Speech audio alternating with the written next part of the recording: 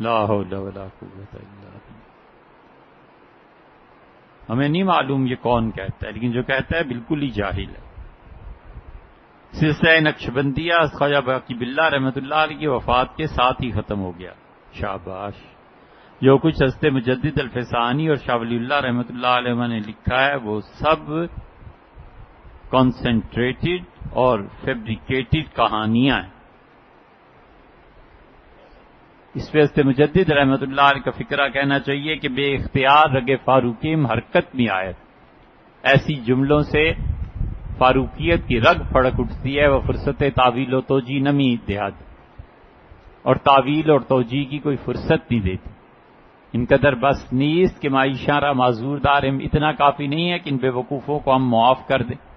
ہے پاگل بنے کی بات. خواجہ باقی باللہ رحمۃ اللہ پہ کدھر سے ختم ہو گیا تھا سلسلہ نقشبندیہ؟ سلسلہ نقشبندیہ تو افغانستان میں تھا، ترکمانستان میں تھا، بابر بادشاہ کے یہاں فرغانہ میں تھا. یہ سارے لوگ تو وہاں کے تھے. مولانا جامی رحمۃ اللہ علیہ نقشبندی تھے. نقشبندیہ سلسلہ تو سارا وہاں تھا. حضرت خواجہ باقی باللہ رحمۃ اللہ علیہ نے 4 5 یا 7 مشائخ کے ہاتھ پہ بیعت کی اور پیاس نہیں بجھی. جو اللہ کی معرفت کی آگ لگی ہوئی تھی نا، انہیں بڑی بڑی سخت پریشانی تھی. ایک شیخ دوسرے تیسرے سب سے خلافتیں ہو گئی، اور آخر پہ خواجہ امکنگی رحمۃ اللہ علیہ کی خدمت میں حاضر ہوئے اور ان سے تسلی ہوئی. تو انہوں نے کہا حضرت آپ کی خانقاہ میں ٹھہروں گا نہیں. تو حضرت نے فرمایا پھر کہاں جاؤ گے؟ استخارہ کرو. انہوں نے استخارہ کیا تو انہوں نے کہا حضرت میں نے دیکھا ہے رات خواب میں کہ طوطا شکر میرے منہ میں ڈال رہا ہے اور میں اپنے منہ سے شکر اس کے منہ میں ڈال رہا ہوں. تو حضرت نے فرمایا طوطا تو یہاں ہوتا نہیں ہمارے علاقوں میں، یہ ہندوستان میں ہی ہوتا ہے. اس کا مطلب ہے ہندوستان چلے جاؤ. ہندوستان آئے اور کیا نام تھا یہ جہاں آج یہ یونیورسٹی انجینئرنگ یونیورسٹی لاہور ہے نا، اللہ کے بہت نیک صالح آدمی اکبر بادشاہ کے 9 رتنوں میں سے تھے. سید تھے سید فرید الدین بخاری رحمۃ اللہ علیہ نے یہاں انہیں ٹھکانہ دیا. یہ حضرت کی خانقاہ ہوتی تھی. لاہور تو بالکل مٹ گیا ہے. لاہور کا چپا چپا تاریخی ہے. کاش کوئی اس پہ لکھتا کہ لاہور میں کیا کیا چیزیں. تو حضرت کی خانقاہ یہاں تھی. حضرت رحمۃ اللہ علیہ یہاں تھے، پھر اس کے بعد دلی منتقل ہوئے. لاہور میں بڑا فیض حضرت کا پھیلا، لیکن وہ جو طوطا تھا نا وہ حضرت کو نہیں ملا. حضرت اس کی تلاش میں تھے کہ وہ آدمی کہاں. حضرت مجدد الفسانی سرہندی رحمۃ اللہ علیہ نے اپنے والد صاحب کے کہنے پہ اپنے والد کے شیخ ان سے بیعت کی تھی سلسلہ قادریہ میں. اور سلسلہ قادریہ میں حضرت کو ذکر اذکار کے بعد خلافت ہو گئی تھی. حج کا شوق تھا تو چلتے چلتے دلی پہنچے. حضرت کا ایک دوست تھا حسن، اس نے کہا کہ حضرت سے خلافت ہو گئی، تمہیں مشائخ سے بیعت نہیں کرتے. انہوں نے کہا تسلی نہیں ہوئی، ابھی تک دل کو اطمینان نہیں ہے. ہندوستان کے سارے مشائخ میں نے دیکھ لیے اور اب حرمین شریفین جاتا ہوں شاید کوئی ملے. تو انہوں نے کہا حسن نے کہ کل میرے ساتھ بھی چلو، ہمارے حضرت کو بھی دیکھو، شاید تسلی ہو. بس وہ پہنچے حضرت خواجہ باقی باللہ رحمۃ اللہ علیہ کی خدمت میں. تو حضرت نے زبان حال سے گویا یہ کہا کہ آمد آ یارے کہ مامی خواستیں، وہ آیا ہے جس کی تلاش میں ہم تھے. 2.5 مہینے حضرت کے پاس رہے اور حضرت نے اس دوران خواجہ باقی باللہ رحمۃ اللہ علیہ نے کسی کو خط لکھا ہے اور لکھا ہے کہ احمد آیا ہے میرے پاس سرہند سے اور اتنا بڑا آدمی ہے کہ مسلمہ ہزارہا سیارگان در زوئے او گمس، مجھ جیسے ہزاروں ستارے بھی ہوں تو اس سورج کی روشنی میں چھپ جائے. یہ اتنا بڑا آدمی اللہ نے بھیجا ہے. حضرت مجدد الفسانی رحمۃ اللہ کو انہوں نے تعلیم دی سلسلہ نقشبندیہ کی. پھر بلایا، پھر یہ خانقاہ پہ آئے، پھر 3 مرتبہ حضرت کا سفر دلی کا ہوا تھا.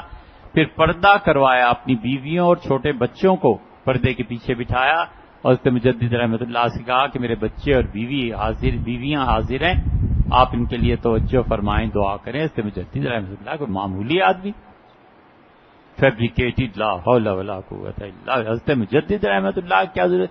یہ وہ شخص ہے رسول اللہ صلی اللہ علیہ وسلم نے طبرانی کی حدیث میں آپ نے فرمایا اللہ میری امت میں صلہ نام کا ایک آدمی پیدا کرے گا اور وہ میری امت میں دین کو نئے سرے سے زندہ کر دے گا۔ علامہ اقبال جیسا زیرک و دانا کہتا ہے حاضر ہوا میں شیخ مجدد کی لحد پر ہے زیر زمین حاضر ہوا میں شیخ مجدد کی لحد پہ ہے زیر زمین مرکز کی خاک ہے زیر زمین مطلع انوار نور پھوٹتا ہے نیچے سے کی عرض یہ میں نے کہ عطا فقر ہو مجھ کو۔ میں نے عرض کیا حضرت مجھے بھی اولیاء اللہ کے سلاسل میں داخل کرے۔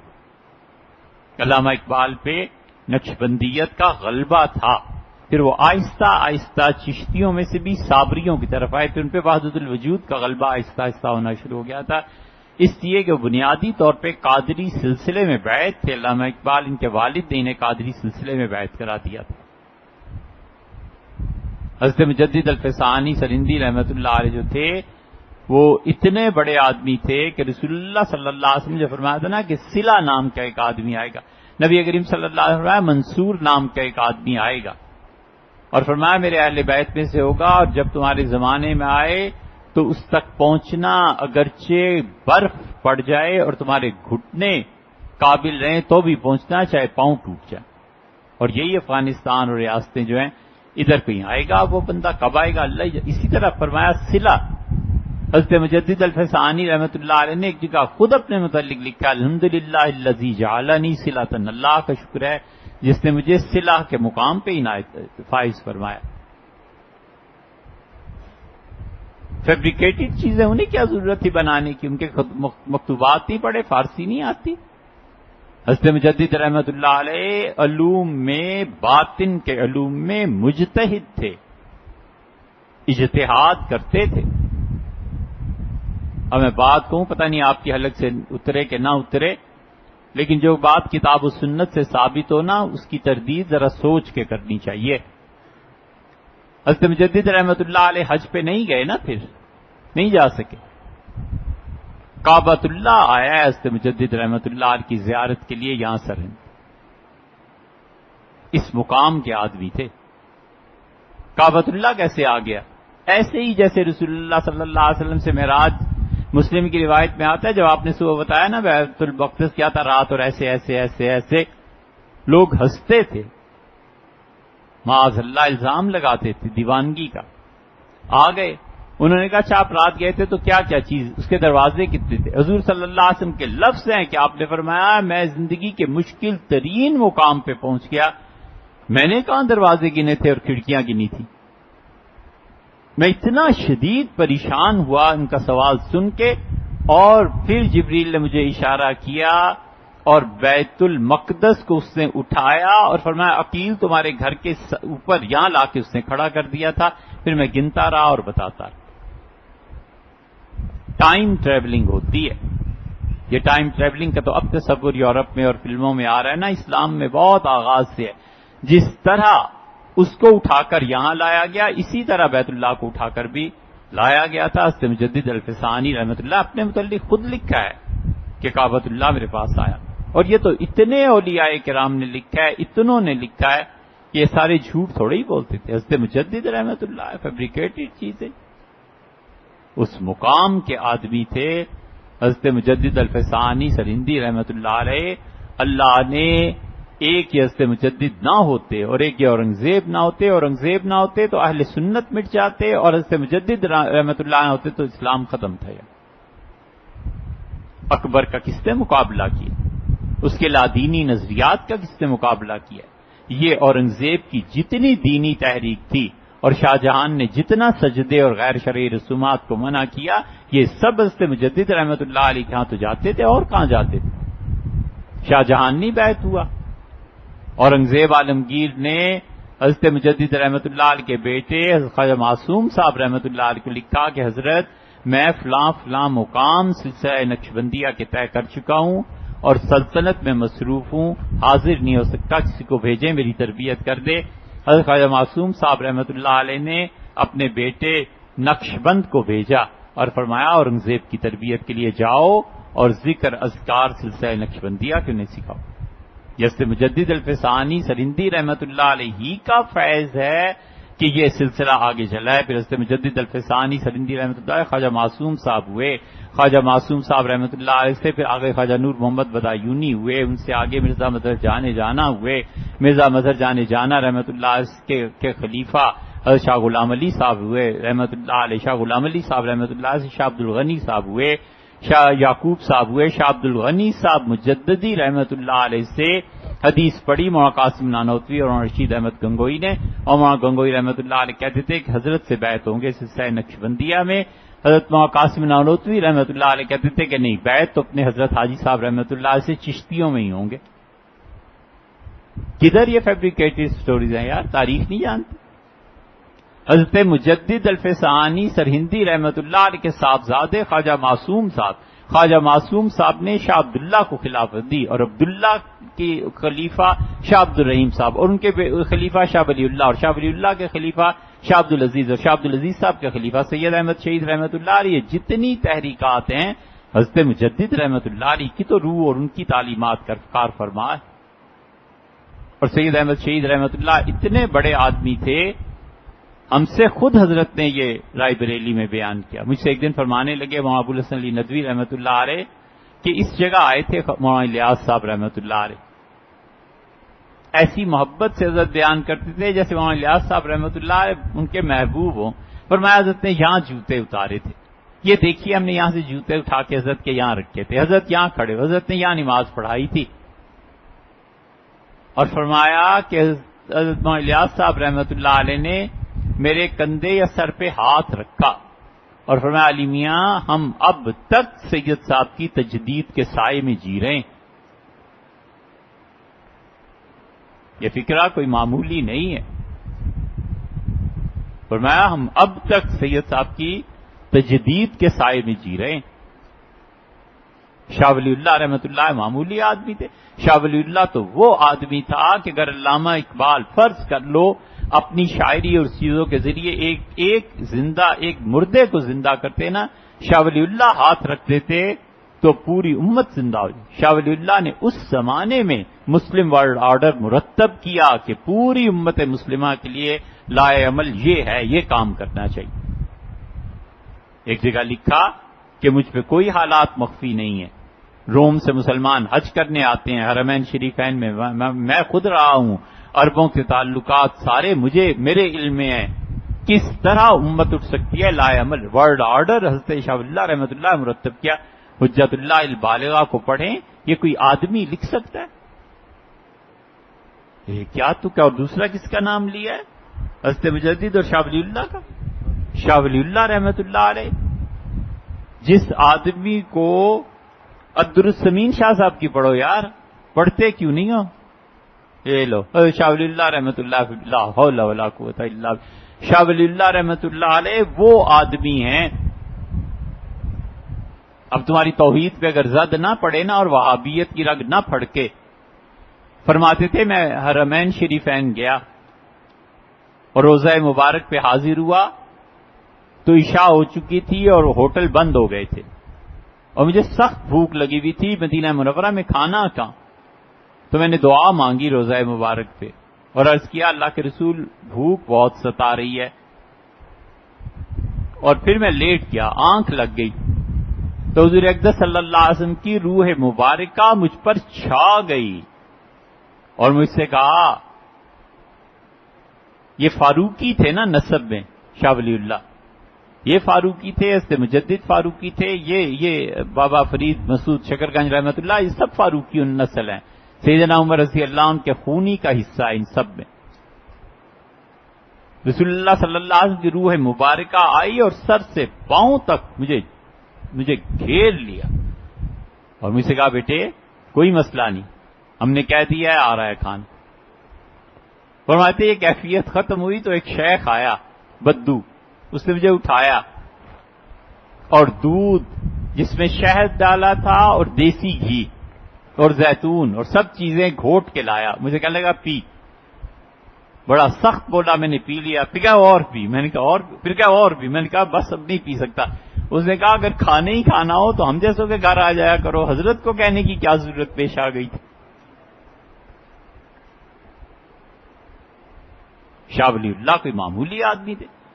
شاہ ولی اللہ صاحب رحمۃ اللہ ایک جگہ لکھا ہے کہ نبی کریم صلی اللہ علیہ وسلم نے, ان کی روح مبارکہ میرے پورے جسم میں چھا گئی, اور میں حیرت سے اپنے ہاتھوں کو دیکھتا تھا اور سمجھتا تھا یہ رسول اللہ صلی اللہ علیہ وسلم ہی کی روح مبارکہ. اور مجھ سے فرمایا کہ احمد اب تیرے بعد جو بر صغیر ہے اس میں امامت کا کام تجھ سے لیا جائے گا, تو قیوم دورہ ہے, تو امام ہے اپنے وقت کا. شاہ ولی اللہ رحمۃ اللہ علیہ کہتے ہیں جب میں اس کیفیت سے باہر آیا تو یہ اس شخص کی حالت ہے جب 22 سال کے تھے شاہ صاحب. یہ جو کہتے ہیں نا 22 سال میں تو انہیں روٹی کھانی نہیں آتی تھی, پتہ نہیں نالی پہ بیٹھنا آتا تھا کہ نہیں آتا تھا. شاہ صاحب کی عمر 22 سال کا لڑکا ہے. حضور اقدس صلی اللہ علیہ وسلم نے فرمایا تو امام ہے اپنے دور کا, اور اس سے امامت کا کام لیں گے ہم بر صغیر میں, جاؤ واپس. شاہ صاحب رحمۃ اللہ کہتے ہیں مدت کے بعد مجھ پہ یہ بات کھلی کہ فقہ اور حدیث کو تطبیق دینی چاہیے. جو فقہ پہ عمل کرتے ہیں حنفی, اور جو حدیث پہ عمل کرتے ہیں, ان دونوں کو آپس میں ٹکرانا نہیں چاہیے, ان دونوں کا خیال کرنا چاہیے. شاہ اللہ صاحب رحمۃ اللہ نے حدیث اور فقہ کو تطبیق دی ہے. اور شاہ صاحب رحمۃ اللہ علیہ کا مزاج اگر دیکھنا ہو نا حدیث اور فقہ کی تطبیق کا, کہ حضور اقدس صلی اللہ علیہ وسلم کی پوری عظمت کے باوجود اجتہاد کو اور اس چیز کو ملا لینا, یہ ندوہ کا مزاج. ہمارے حضرت ایسے ہی تھے, کسی فرقے سے منسوخ نہیں تھے, ایسی کمال کی بات کرتے تھے کہ گویا حدیث اپنی جگہ پہ, فقہ اپنی جگہ پہ. یہ مزاج مولانا منظور نعمانی صاحب رحمۃ اللہ معارف الحدیث پڑھے نا, پتہ چلتا ہے شاہ ولی اللہ رحمۃ اللہ علیہ کا مزاج ہے. شاہ ولی اللہ رحمۃ اللہ علیہ فیبریکیٹڈ چیزیں بناتے, یہ دیوانے ہو گئے ہو, ہوش کھو گئے ہیں, کوئی سبز چل لیا ہے, لا حول ولا قوت. شاہ صاحب رحمۃ اللہ علیہ امامت کے اس درجے پر فائز تھے کہ صدیوں میں کہیں ایک ایسا مجدد آتا ہے. شاہ ولی اللہ رحمۃ اللہ علیہ نے زندگی میں جو بہترین کام کیا نا, انہوں نے اپنی جوانی میں ہی چند لڑکوں کو پڑھا دیا. بس جو آتا تھا کہتا تھا حضرت پڑھنا ہے, فرماتے میری اس شاگرد سے پڑھو. دلی میں شاہ صاحب رحمۃ اللہ علیہ جب آئے ہیں تو محمد شاہ رنگیلا جسے آپ کہتے ہیں نا, یہ بادشاہ تھا. وقت ہی نہیں ہوتا کیا بات کریں. دلی میں شاہ جہان نے کہا کہ مسجد بھی چاہیے اور محل بھی چاہیے. شاہ جہان بادشاہ, فلسفے کا بادشاہ تھا. شاہ جہان اتنا پڑھا لکھا تھا کہ ایران کا وزیر اعظم شیعہ ڈوبا ہوا تھا وہ علم میں, اس نے شاہ جہان کے سفیر کو نکال دیا. اسے کہا تم جیسے جاہل سفیر آ گئے. شاہ جہان کو بڑا غصہ آیا اس پہ. شاہ جہان نے کہا میں جواب لکھتا ہوں اس کے سوالات کا. اور پھر وزیر اعظم سعد نے منع کیا. انہوں نے کہا بادشاہ سلامت, شاہ ایران اگر آپ کو چیلنج کرے نا تو آپ اس کا جواب لکھیے, تو وزیر اعظم ہے, اس کا نوکر ہے, اس کو کیا جواب لکھنا. شاہ جہان کو چین نہیں آیا, اسے کہا جواب ضرور لکھنا ہے. خط لکھا سیالکوٹ. ملا عبد الحکیم جمعہ پڑھا رہے تھے, شاہی سواری اور قاصد اترے, نماز کے بعد خط پیش کیا اور کہا حضرت یہ ہے, ایران کے وزیر اعظم نے شیعہ نے چیلنج کیا ہے سنیوں کو. اور شاہ جہان بادشاہ خود جواب لکھوانا چاہتے ہیں, لیکن رائے یہ ہوئی کہ آپ سے لکھوایا جائے. اگلے جمعے کو ملا عبد الحکیم نے سب لکھا ہوا الدر الثمینہ کے نام سے بھیج دیا. شاہ ایران کو, وہاں ایران والوں کو گیا, اب تک جواب نہ ہوا اس کا. ہمیں اس کی بڑی تلاش تھی کہ یہ ہوا کیا تھا. الدر الثمینہ کا یہ اصل نسخہ ہمیں رضا لائبریری رامپور میں ملا. ہم دلی سے بریلی جا رہے تھے احمد خان صاحب کے یہاں, تو راستے میں رکے اور رضا رامپور ریاست دیکھ, وہاں پہ ہمیں ملا. یہ اس کی فوٹو کاپی ہماری لائبریری میں ہے. یہ شاہ جہان بادشاہ, اس نے جب دلی میں محل بنانا چاہا, بڑا آرکیٹیکٹ تھا, بڑا ذوق اللہ نے دیا تھا. شاہ جہان نے ایک عارضی چھوٹا محل بنایا تاکہ میری نگرانی میں دلی کی جامع مسجد بھی اور یہ بھی بنے. 2.5-3 سال رہے. وہ محلے کلاں کے نام سے مشہور ہے، یعنی چھوٹے چھوٹے بہت سے محل تھے، ان میں ایک بڑا محل تھا جہاں شاہ جہان رہتے تھے اور نگرانی کرتے تھے. یہ محمد شاہ رنگیلا کے پاس آ گیا، بادشاہ اس کا بیٹا. محمد شاہ رنگیلا نے جو بھی خرابیاں، کرتوت، شراب وغیرہ وغیرہ جو کچھ بھی کیا ہو، اس شخص کی یہ نیکی غالباً اللہ کے ہاں اس کی جنت میں اعلیٰ درجات کے لیے کافی ہوگی. کسی نے آ کے بتایا کہ مدینہ منورہ سے پڑھ کے اس شہر میں ایک عالم آیا ہے، احمد ولی اللہ کہتے ہیں اسے، اور بیٹھنے کے لیے مسجد نہیں. محمد شاہ رنگیلا نے کہا مدینہ منورہ سے پڑھ، کہاں مدینہ. اس نے کہا خالی کرو اس محل کو جد امجد کے شاہ جہان بادشاہ کے محلے کلاں اور حضرت کو دے دو.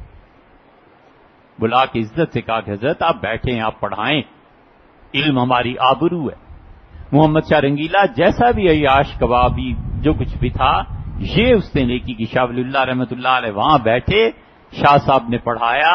یہ اردو ترجمہ قرآن کریم کا شاہ عبد القادر صاحب نے وہیں کیا.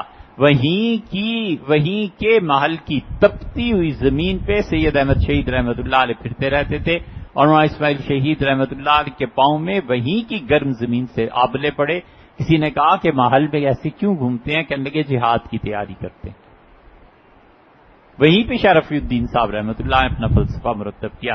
وہیں پہ لوگ حضرت سے بیعت ہوئے اور وہی مبارک مقام ہے. اب ہم دیکھنے گئے تھے تو ہم نے دیکھا وہاں ہندوؤں کا پرائمری اسکول قائم ہو گیا، سب محل تقسیم ہو گیا، سب چیزیں اجڑ گئی. اب کوئی اندر گئے، دروازہ کھٹکھٹایا تو کچھ خواتین تھیں ہندو، انہوں نے پردہ کر دیا. اب تک اس کی محرابوں پہ شاہ ولی اللہ رحمۃ اللہ علیہ کا نام لکھا ہوا ہے.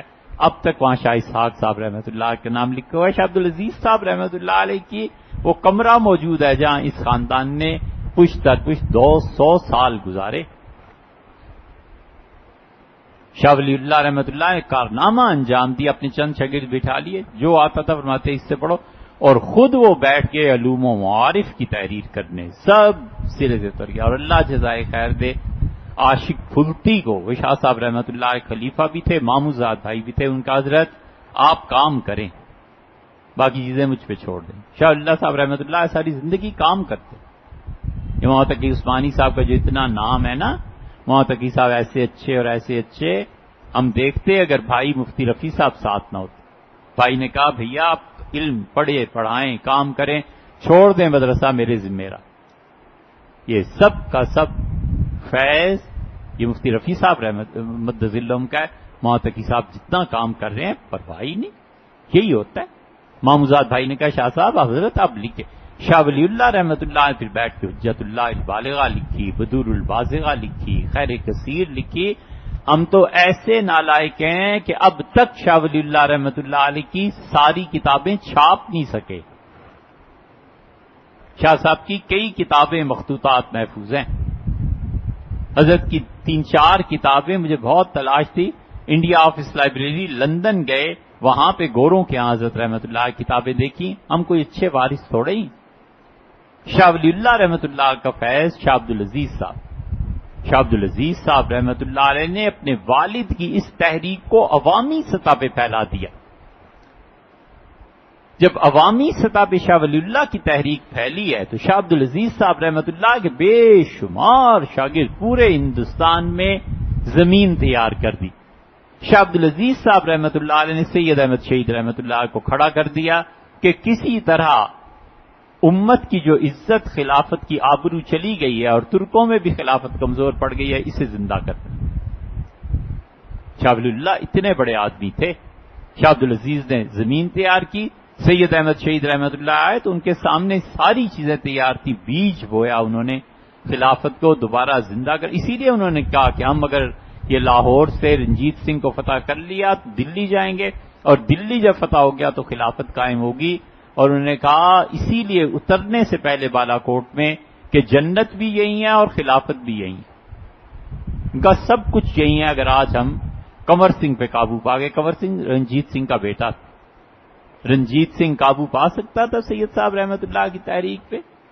آپ کو پتہ ہے رنجیت سنگھ نے خط لکھا، یہ دماغ تھا، ذرا سی اور بات کر، یہ دماغ تھا رنجیت سنگھ، جیسے بابر بادشاہ کا دماغ تھا، سلطنتیں قائم کرنے والا۔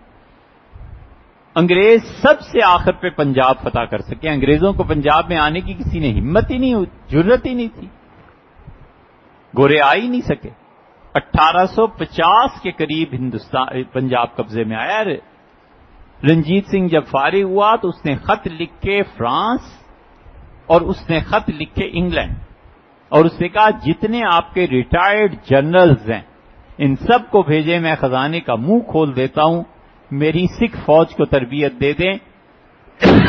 ہم نے اس سارے خطے کو، افغانستان، بر صغیر، یہ سارے کا سارا سکھوں کی ریاست بنانا ہے۔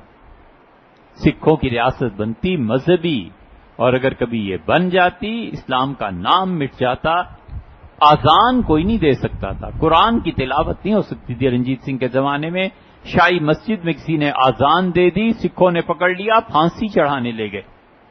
وہ تو اس بیچارے کا ایک عزیز کوئی گلی میں رہتا تھا، عزیز الدین ملازم تھا رنجیت سنگھ کا، تو رنجیت سنگھ دربار میں آیا تو پاؤں پکڑ لیے اس سے۔ رنجیت سنگھ نے کہا کیا بات؟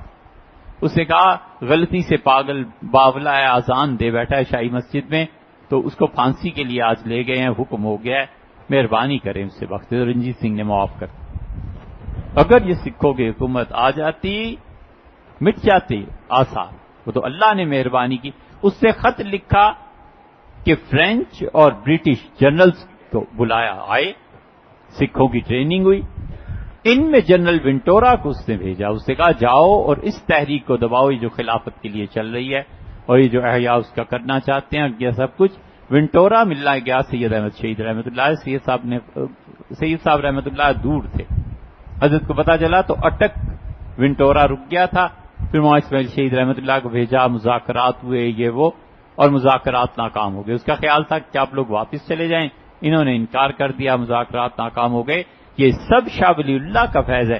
یہاں سے جب یہ لوگ پٹے ہیں تو ان کے بقایا لوگ تربیلا ڈیم جہاں بنا ہوا ہے نا، اس ڈیم میں جو گاؤں آئے ہیں یہاں آ کے بس گئے تھے، یہاں قبرستان تھا پورا ان غازیوں کا، ان مجاہدوں۔ تربیلا ڈیم ان کی جگہ تھی۔ ہم اپنی ہسٹری پڑھیں تو ہمیں پتا ہو نا کہ ملک ایسے ہی نہیں بن گیا، اور یہ چیزیں ایسے ہی نہیں آ گئیں، نسلیں قربان ہوئی ہیں اپنی آبرو اور اسلام کو بچانے کے۔ اب اپنا پسینہ جس دین کو دینے کے لیے تیار نہیں ہے، اگلوں نے گردنیں کٹا کے خون بہایا اللہ کے دین کے لیے۔ سید صاحب رحمۃ اللہ، اس کے بعد سید صاحب رحمۃ اللہ کے خلفاء نے 1857 کی جنگ آزادی شروع کری۔ 30 سال جنگ آزادی میں ناکامی ہو گئی، 30 سال بعد پھر یہ مکہ مکرمہ میں جمع ہوئی، اور انہوں نے کہا کیا کرتے ہو، ہندوستان میں تو دین ہی نہیں رہا، کوئی مدرسہ نہیں رہا۔ پنڈی میں جنازہ ہو گیا تھا، محلہ تالاب پختہ بنی، پہلے سے تالاب پختہ کہتے تھے، کیا کہتے تھے؟ مائی بیرو کی بن۔ مائی بیرو کی اولاد بھی زندہ ہے، ہم نے ایک مرتبہ کھوج لگایا تھا۔ مائی بیرو یہاں ہوتی تھی بنی پہ، یہ جہاں پر اب انہوں نے مارکیٹ بنائی ہے، یہ بڑا گہرا کھڈا ہوتا تھا، پانی جمع ہوتا تھا، گھوڑوں کو پانی پلاتے، مائی بیرو یہاں ہوا کرتی تھی۔ مائی بیرو کی بن میں تالاب پختہ بنی پہ جنازہ ہو گیا، پورے علاقے میں جنازہ پڑھانے کے لیے کوئی نہیں تھا، پھر گھوڑی پہ گیا کوئی اور مولوی صاحب کو گجر خان سے لے کے آئے اور جنازہ پڑھایا۔ یہ کال پڑ گیا تھا، دین ایسے تھوڑا ہی ہے۔ اور پھر اس کے بعد بزرگوں نے کہا کہ ہندوستان میں مسئلہ بتانے کو مولوی نہیں ملتا، اور 20-20 میل سے جنازے کے لیے مولوی بلانے پڑتے ہیں، کچھ کرو کہ خدا کا دین عام ہو جائے، ان کا آدمی تیار کرو۔ اس قلت کو دیکھ کر ایک خانوادہ احمد رضا خان صاحب کا تھا، ان کے والد، ان کے دادا بہت بڑے مفتی تھے، انہوں نے اپنے آپ فتوے کا کام جاری رکھا۔ ایک یہ حضرت شاہ ولی اللہ رحمۃ اللہ کی جگہ تھی نا جو اجڑ گئے تھے، یہ دیوبند والوں نے اس تحریک کو سنبھال لیا، پھر دارالعلوم قائم ہوا، اور آگے حضرت شیخ الہند رحمۃ اللہ اور ریشمی رومال، یہ سارا یہ شاہ ولی اللہ ہی کے تو فیض ہے، یہ اسی کی تو تحریک ہے۔ یہ حجت اللہ البالغہ پڑھنا اور پڑھانا حضرت رحمت اللہ علیہ کے ساتھ حضرت مجدد الفسانی اور شاہ ولی اللہ رحمت اللہ علیہ فیبریکیٹڈ، اللہ تعالی ان کا حشر ان کے نبی صلی اللہ علیہ وسلم کے ساتھ کرے، ٹھنڈی ہوں ان حضرات کی قبریں اور روشن رکھے اللہ ان کی قبروں کو، ان کے صدقے یہ دین ہم جو کچھ کہتے ہیں یہ انہی کا تو صدقہ ہے بابا، یہ انہی کا فیض، کیا جانے لا حول ولا